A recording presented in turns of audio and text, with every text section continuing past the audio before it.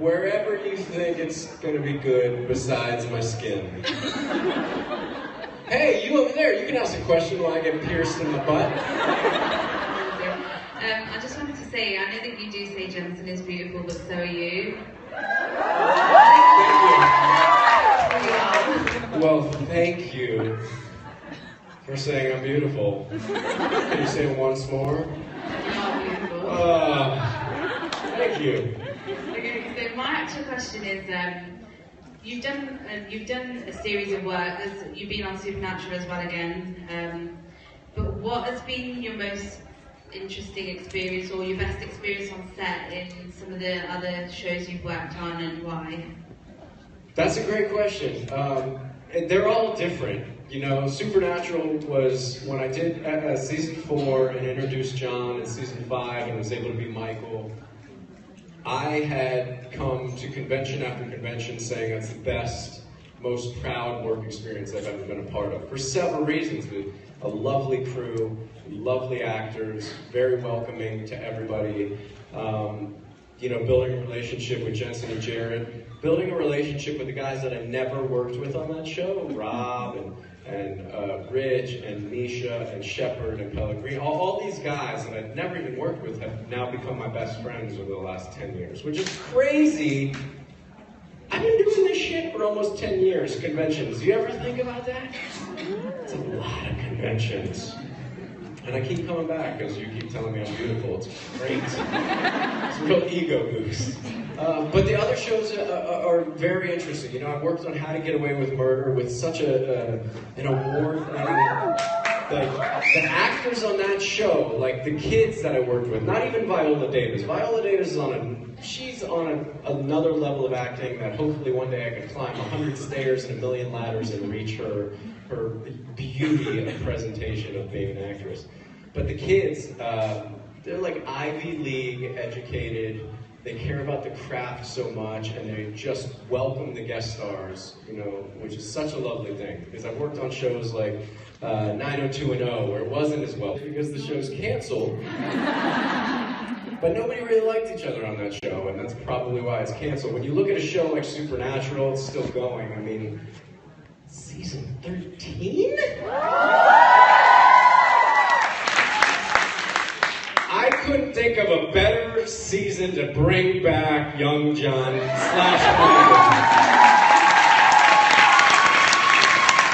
Couldn't think of a better season to do it. I don't know if you guys saw the Entertainment Weekly article or the Upfronts article about the Scooby-Doo episode, or hey, that's awesome. Raise your hand if you don't know what Scooby-Doo is. Okay, you, ma'am. Ma'am? Yes, okay.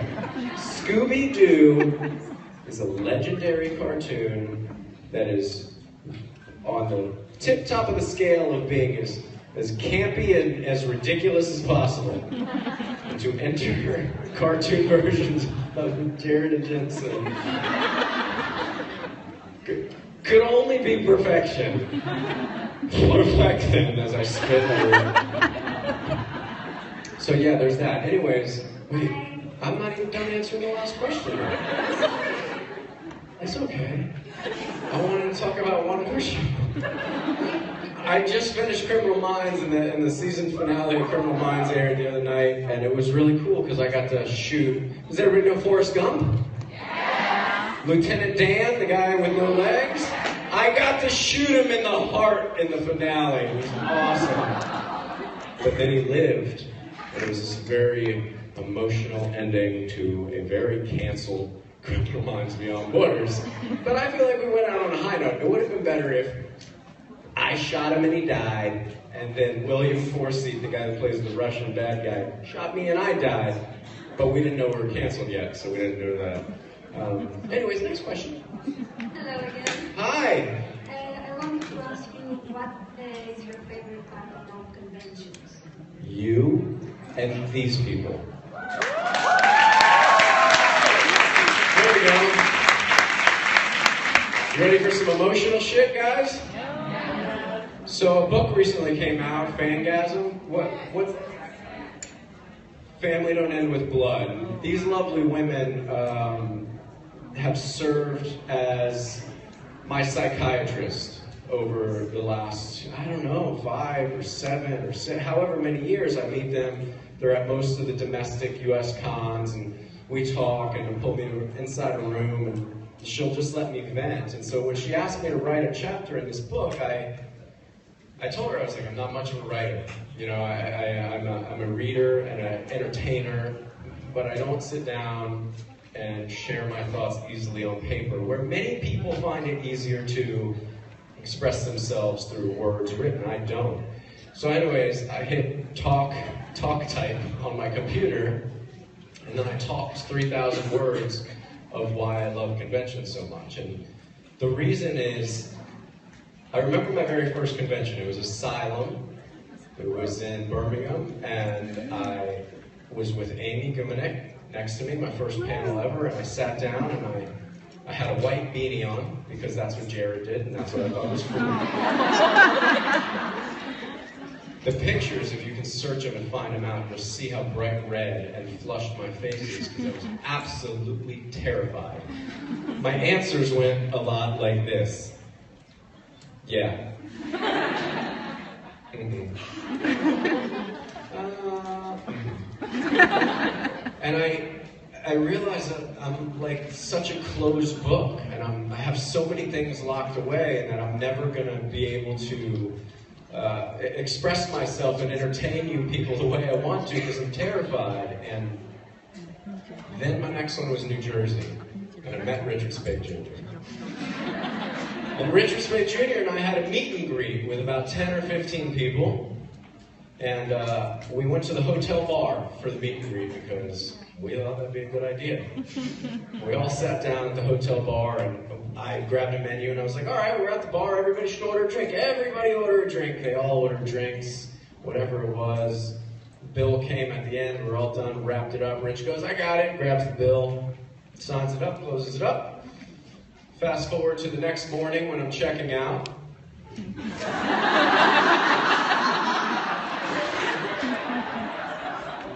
They were like, would you like a printed copy of your receipt? I was like, of course I would. I know my hotel room's paid for, and I don't order any room service, so it should say 0. So I got this bill for like $375 American dollars from the bar meet and greet. And I kind of knew at that point that this could be a good time if I allowed it, that we could play with each other and fool around. And through that, I started opening up to you guys, and then the fans started being receptive to the weird, goofball, inappropriate dude that I am, and you guys started sharing back with me. And I became a person that I am extremely proud of because of the fandom. Period.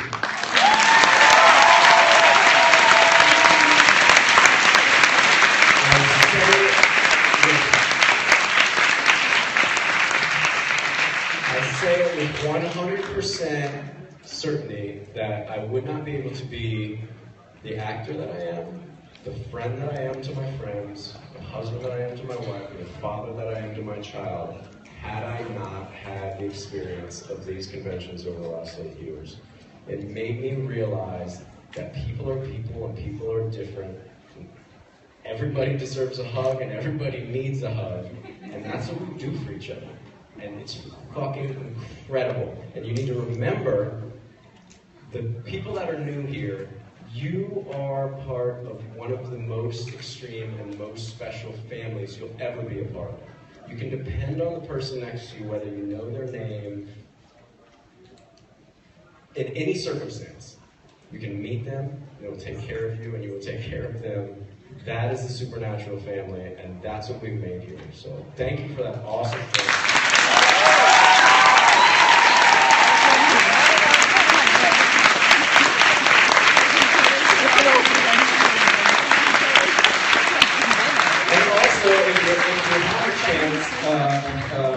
Read the book, get the book, Fangasm, Family Does This.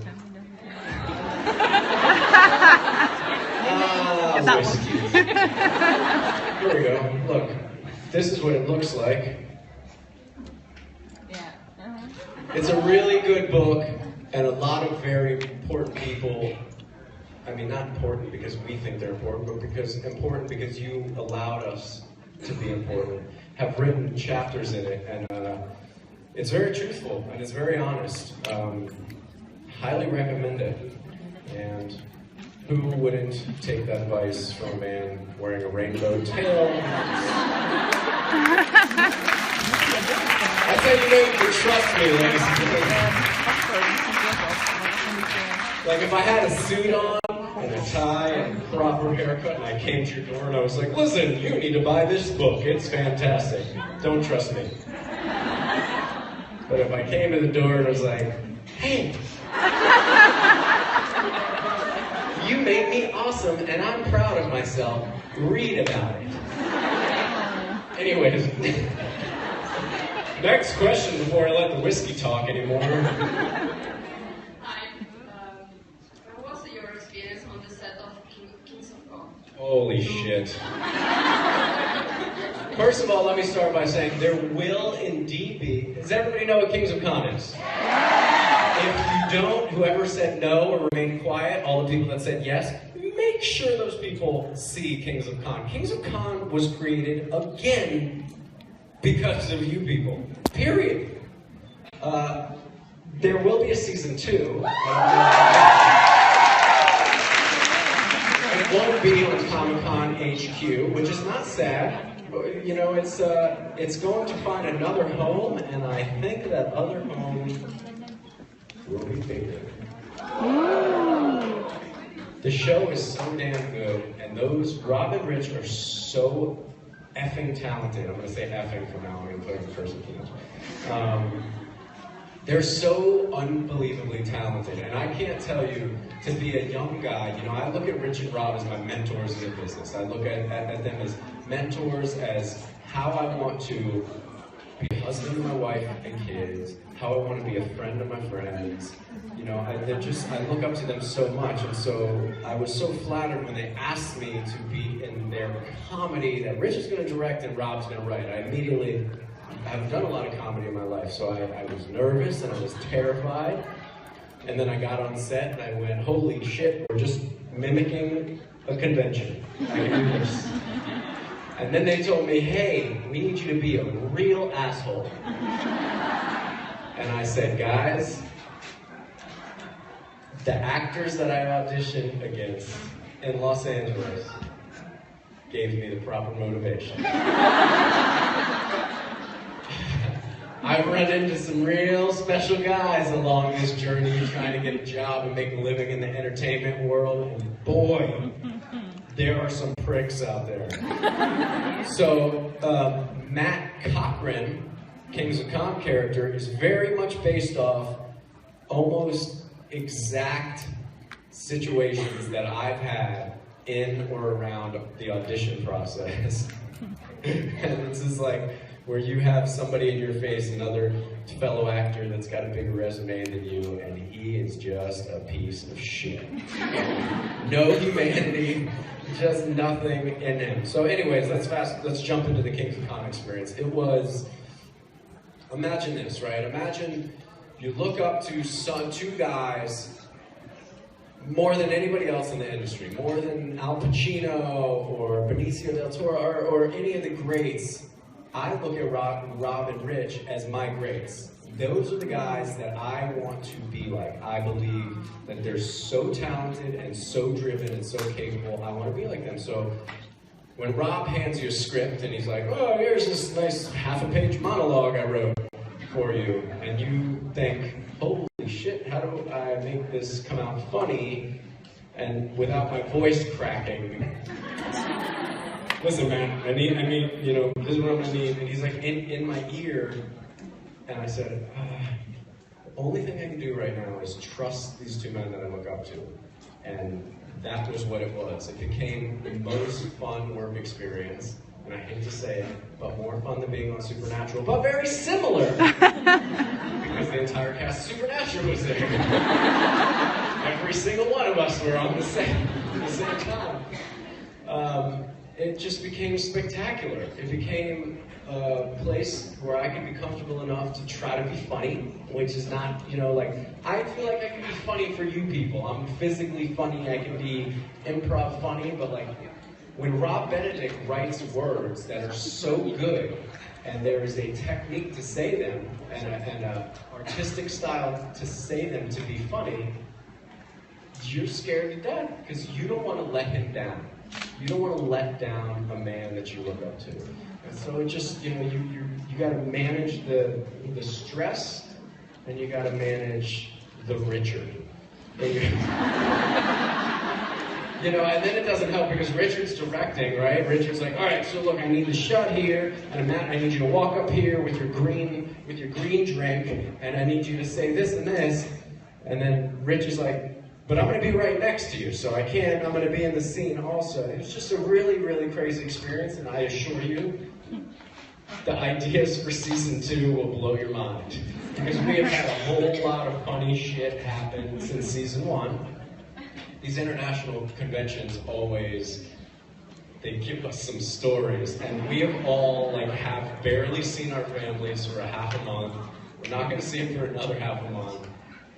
And the shit that goes down, oh man, we're just all lucky to be alive, not in jail, it's safe. Like, when we're on this stage during a convention is the only time we're safe. The entire weekend. I don't know if that's the right answer, but JIBCON set was awesome. Anyway, you're great too. Thank you. I appreciate it.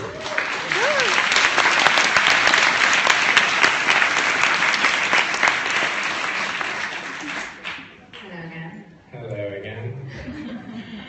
My question is, I know that you've already kind of touched on it, but there's been, I guess, as well as the actors, there's been a lot of personal growth within fans individually as well. So, you know, some people have managed to come up here and ask questions, or people have been on stage.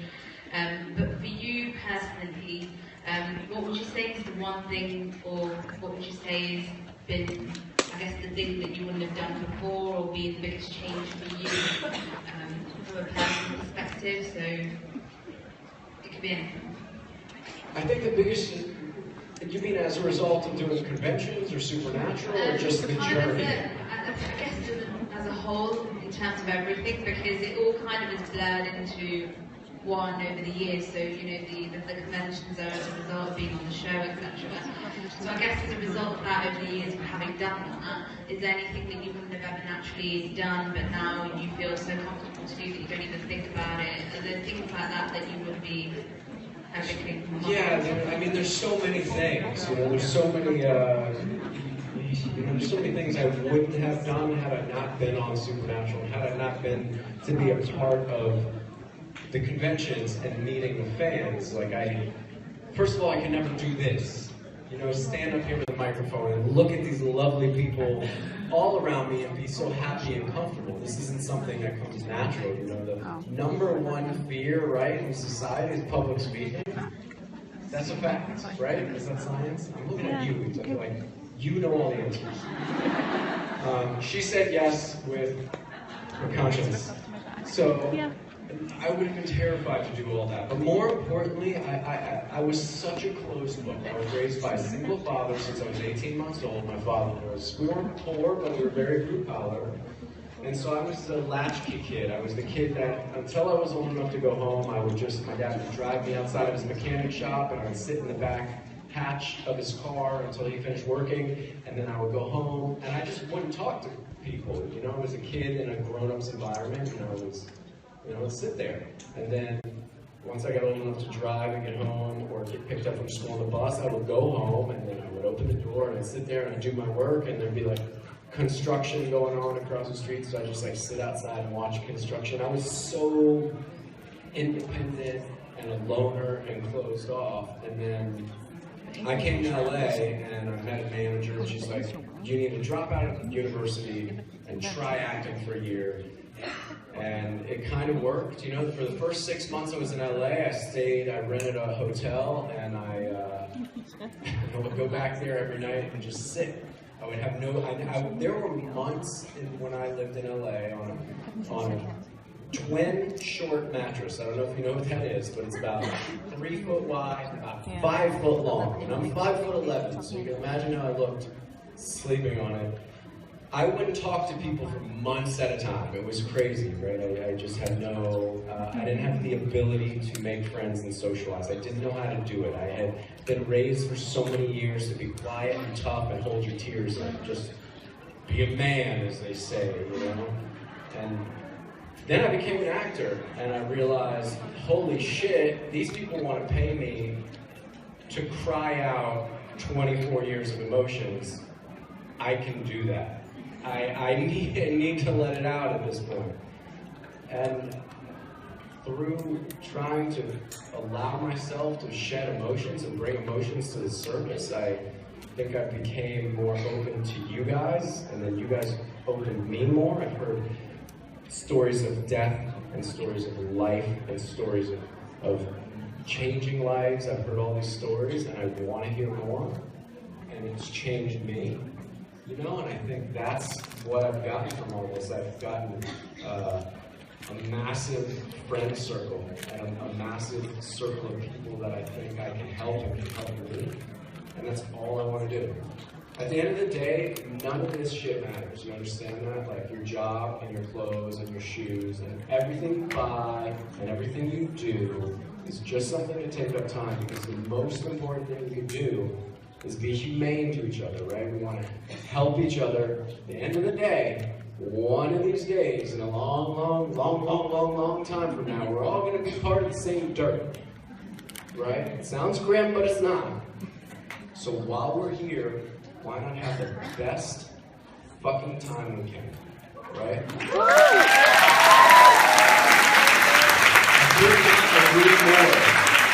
You guys, I got Reed and Jason joining me on the stage.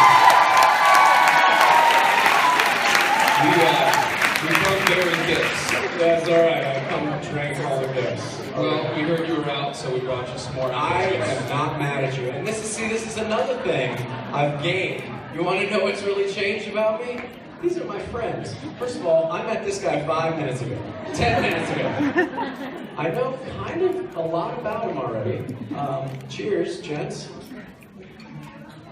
It's a real pleasure. Make some noise for these guys and make some noise for us.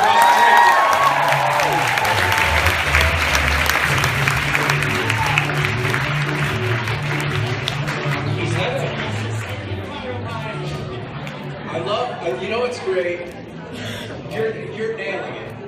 But I love that it's only Scottish or Irish songs when it comes to drinking booze. It's like, what? Italians don't drink, English don't drink, Americans don't drink, just Scots, Irish. I can tell you from experience, I learned last week, they do like to drink a little bit. Yeah? A little bit. What'd you do last week? Well, we did another convention. We have been run In the Birmingham? No, in the gym land. Oh, the gym land. You were kind of touching on gym land. There were some Scottish folk, Some Scottish folks, some Irish folk. Were they doing some drinking?